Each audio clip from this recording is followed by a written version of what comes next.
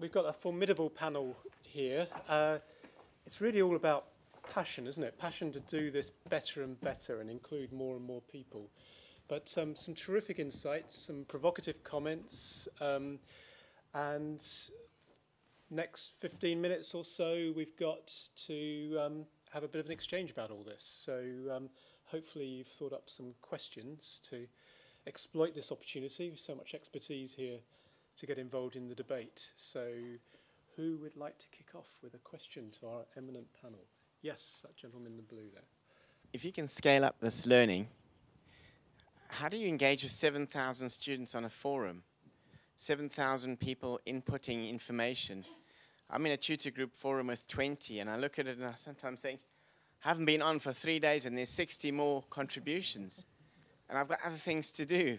Which one's important? So it's a very good question. It's one that Future Learn has been grappling with because we have a very limited number of educators and facilitators for each course. The starting point was to say, let's not fret about it. Let's not try to answer every question, to respond to every comment. So the main way of interacting is a kind of water cooler conversation that just flows past. Sometimes, there are some of the pieces of content have over 15,000 comments. So there's no way you can respond to them. But what happens as a student, as a learner, is that you watch this go past. Some of them look interesting, and you then click and respond to them. Some of them you just say that you like, and that these comments as they go past collect likes because there are many tens of thousands of people engaging with this same course. And then typically you would read some of them that are most current. You'd also read the most liked. As an educator, as a facilitator, you would look at some of the most liked comments and you'd maybe add your response to those. Because both the educators and the learners can be followed, then you will see other students who will be looking at the educator's response, who will go then to the most liked comment and look at that comment. And so you will get learner-constructed threads rather than initially devised threads. So you do get these sorts of clusters and threads of conversation, but not in the typical kind of forum threaded conversation way. And then there are more structured conversations that you can have. And one thing that Future Learn is then going to develop in the future is small group discussions as well. So it's only part of the conversational space. But we really didn't know whether these sorts of flowing water cooler conversations would work because they're very different to the traditional forums and threaded discussions. And they do, but they take some getting used to, particularly as you watch these conversations flow past. Any other comments on that one? No, we'll move on. I've got a question here that's come in from Facebook, from Melody. How can we use technology to improve student engagement and learning during group online discussions? Peter, would you like to take that one? Well, kind of following on from the last question, I think one of the things that we get hung up on is trying to be too much in control of online sessions and trying to, student asks a question, we want to answer the question. Because it's very easy for people in education to teach. And one of the best things you can do, which we invest quite a lot on in the OU in thinking about, is trying to get the students to facilitate their own discussion, work with themselves, work as peers on things. So what we're always trying to do in our learning designs is create opportunities for the students to do creative work together. So I think when we're looking at the sorts of forms of learning design, whatever space we're looking at ways to try and create opportunities for students to work together rather than to be, working entirely on our agenda. I think a way that we can connect into that kind of thought comes out of the work that Mike and I have been doing on inquiry learning, because one of the ways in which students, we think, become more engaged in what they're trying to find out is if they have a role in shaping the inquiry that they're working. It's certainly been our experience in the school-based projects that the kind of motivation and appreciation of the role that science can play in your life is vastly increased by trying to answer a question that you really want to know the answer to, rather than something your teacher thinks you need to know the answer to.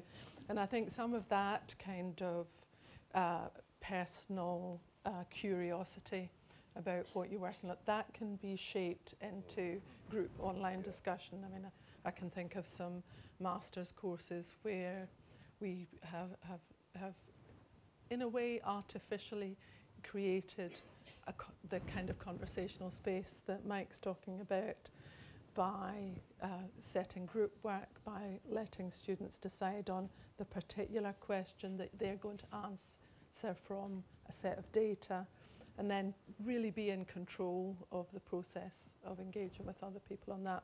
So I think there are lots of things about the activity design that we know something about that we could work more on. There's so much free stuff out there, which is amazing to use. I'm teaching a course at the moment on digital cultures, and one of the things we're doing, there's a free web-based thing called TogetherTube, which pulls a video from YouTube into a space with a little chat room next to it. So we're running a film festival just using this technology, and it's really basic, it's really easy, it's really quick, but we can line up films, stream them in, and just have a chat of an evening, kind of as we watch the films together as a group, and it's a really nice kind of simple pedagogy. So doing more of that, I think. Yes, please. So I like the idea of the facilitating their own learning, but can they facilitate assessment? Yeah, a bit stuck there. But apparently Eileen's got the answer, so it's all right. It's okay. I can relax. So. You can certainly do more to harness students' creativity into the assessment process. I think the reason I took, not umbrage, but I took Peter on in this comment was because if what he said was true, we have to engage with that, because we know that the single thing that drives student learning in any formal education system is potential success around assessment. So whether he's right or I'm right, assessment is supremely important. Therefore, either we think of creative ways to do it, and the things that I've come across particularly focus on collaborative learning, on production of interesting artifacts, not pencil and paper answers to questions that you could Google the answer to if you were allowed to do that in the exam room. So the notion of assessment being done on products of your learning that you care about seems to me to, and I think that we've seen some examples of how technology can help with that co-creation of artifacts that you might care about. I think that's the way that I see technology moving the goalposts a bit for what might be more interesting assessment. But you don't agree? No, I kind of do. I mean, to be honest, it's a provocative question, right? I was trying to stimulate a bit of thinking, because actually it's a fake question, because I was thinking as I wrote it, I don't think technology is the answer. I think the answer is what it is we're trying to do, not what it is the technologies that we can use to solve the problem. Because in a sense, if you can't let the student Google the answer, and that's a good answer, then it's a fake examination, because that's the real life for all of us. So actually, we set up a lot of fake situations where we're really testing recall, really testing a false competence in a skill that a student doesn't need. And that seems to me a dilemma, but it's not to do with technology, it's to do with what we're trying to measure and what we're trying to create in the student. So in a sense, we're saying, can you create experiences for the student to perform where they're creating something of their own? A really effective film festival that the students have co-created together would be a fabulous assessment, because they've built something that achieves whatever the educational goal was. And just to add to that, one area that we were looking at is not only students creating artifacts, but then curating them. Yeah. So with the Inquirit system, you can create a mission. It's very easy to do that. but then you need to curate it. You need to get other people to join it. You need to engage them in the conversation. You need to show why that mission's important. You need to get them to like it. So the artifact that you create is only just a starting point. And I think that's a new and interesting aspect of evaluation and assessment, where you produce something, but then you've got to make it work. You've got to curate it over a period of time. Yes. This question was sparked, I guess, initially by the comments about FutureLearn and the stream of comments and how you facilitate those and people going towards the most liked ones, etc. But I think it also relates to assessment. For me in FutureLearn, the comments and responses and likes feels like assessment, and I comment and what can you do? What more can you do to direct facilitators and students' attention towards those students that are making comments and not being liked? Can you manipulate behaviour through the interface so that you can help those people become more integrated in the... I think it's a really interesting question, that, because the danger in any sort of conversational forum is that the person who speaks loudest, or the person who speaks most frequently, or the person who speaks most articulately is the one who then gets the approbation, who then gets the reward. So how can you enable people whose voices are small but nevertheless important? I think there are a number of ways we can do that, and in FutureLearn, one of the areas that I'm interested in is in small group discussions, so that you can allow people to go from trying to solve a problem individually to solving a problem in a small group, where every voice needs to be heard in that small group, and then you share it in a wider space. And I think there are opportunities there, and particularly of that moving from the individual to the group, where you can have different dynamics, and you can let the small voices be heard where you perhaps can't in a larger space. Okay, another question that's come in from Facebook here. Do you feel that online tutorials provide the same level of teaching and learning as face-to-face? Eileen, do you want to have a go at that? I'll have a go. I think they can do a lot of the same things. I think one of the things that we've always tried to do at the Open University is analyse what's required in a particular situation. In the early attempts to teach science, we had to look at what experimental work or lab experience, boil it down to the key things that needed to be delivered at a distance. So I think that when I've done work as an AL myself, I certainly enjoy face-to-face tuition, but I've also worked with online groups at master's level, where I think in some ways I can think of ways in which the experience is actually slightly more capturable. The fact that you can record what other people are saying, and also potentially, if you do it asynchronously, take time to consider your responses to a group. As Mike says, in face-to-face, we've all been in face-to-face tutorials where somebody has the loudest voice and takes most time at it. I think there are ways that online tuition can be a bit more equitable. What do you think, Sean? Yeah, I don't think that's so much a media issue as a kind of a teaching issue, if you like.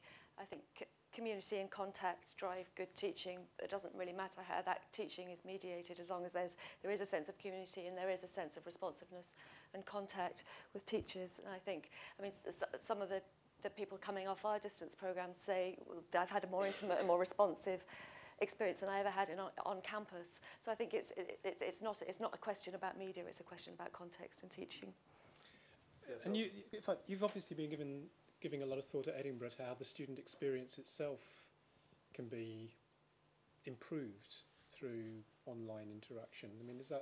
Could you say a little bit more about that in terms of students across the globe who are having the Edinburgh experience? I think it's about having a commitment to a quality of teaching which is exactly the same as the quality of teaching that students would get on campus. It's just differently mediated. So it's about having, you know, I don't need to tell you this, you know this, but you know, well-staffed courses with, you know, responsive teachers, learning and teaching designs that encourage community and set up structures that enable community to form among sort of globally distributed learners. It's that kind of commitment to high quality course design and to high quality teaching input. Peter? So I was just going to say, I wouldn't be defensive about it in saying that I think the online has the ability to be significantly better than the face-to-face. And I think there's a lot of very good evidence that the things that you can do online allow you to do so much more that you can do when you're locked into a physical space. But that's to do with the nature of the technology and what's possible. The key is, of course, not those things. The key is what you're trying to do in the event. So it's the design of the event and the learning design around that that makes it successful or not successful. So a tutorial can be a bad tutorial because it's designed badly, regardless of where it is. But with respect to the potential, I don't think there's any doubt that online is significantly more powerful. So put those together in creative ways as they're trying to do in Edinburgh and other places. You have some really exciting things. And of course, we do that as well. We don't just do online. We do physical too. Right. Anybody else from the floor? Yes, please. Go. There's a mic on its way to you.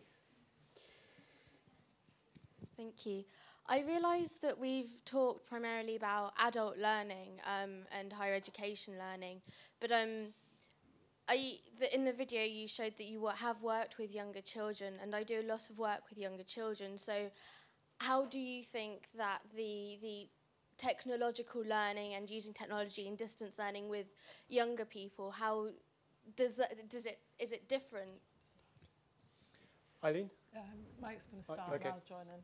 Okay, so on Thursday, I'm going to the BET show, which is the largest trade show for education and technology in the world. I'm going to be on the Samsung stand there and going to be talking about apps in education. And one of the huge opportunities is for one-to-one learning. So it's something that we've been wanting to do for the last 20 years or so, to allow every child in a classroom to have their own personal learning environment. But not just that they can use in the classroom, but they can use between classroom and home or classroom and outside. The idea of connecting informal and formal learning. That's what we're trying to do with the Inquire project. That's what we did with an earlier project with museum learning. One of the big problems on museum trips for children is that they're not adequately prepared. And then when they go on the trip, there's nothing really they can take back apart from a worksheet. So we looked at the ways in which we could connect those spaces together. And I think that's the huge opportunity at a younger level, is to provide your personal learning environment, which you can not only just have in one space, but you can move between spaces. So you can have that mobility as a learner around your personal technology. And I have to say that one of the things that we were most pleased with in the personal inquiry project, where the video came from, as at the point that we got the money to do the project, people said, oh, you'll have terrible trouble getting into classrooms and doing things because teachers won't want to use technology. It'll be too complicated or time consuming. The opposite was the case. You know, people bit our hands off to be part of the project. I vividly remember in a local school, we went for our first pilot. We were looking for 10 students to do something with, to test out our technology. And an hour later, we came out of the school having responsibility for the technology to support 78 GCSE geography projects, which was a bit of a face. But that was, to me, it was really brought home to me the appetite for using technology in interesting ways in schools. One very quick last question. I think you are it there. Hi, it might be a bit of a provocative question, but if online tutorials can be better than face-to-face, and if Edinburgh can teach people all over the world, Why do we need campuses?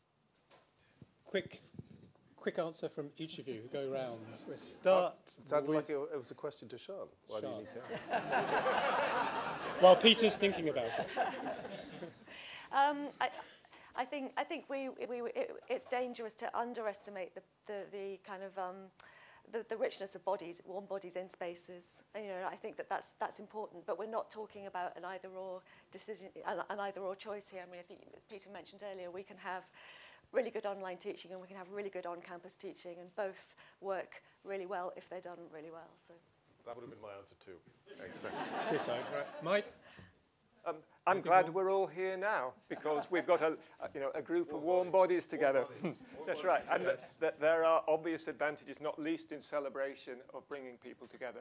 But I think I think part of the, Sean asked us a question that we didn't respond to, whether there would be similar kind of findings on a project if we tried to look at what the spaces of distance education are at the Open University. And I think that'd be really interesting to do, because I think there are maybe, certainly in the early years, the open days on campus were really important for students to come to. They really wanted to come here. They wanted to know what Milton Keynes was like. They wanted to see Walton Hall.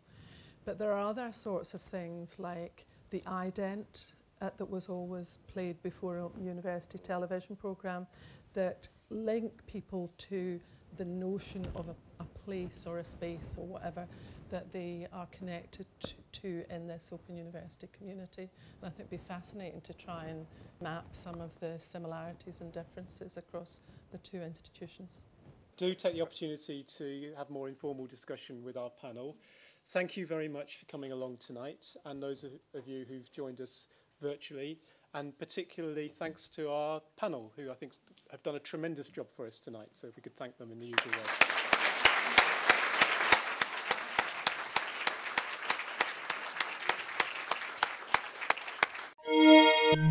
way.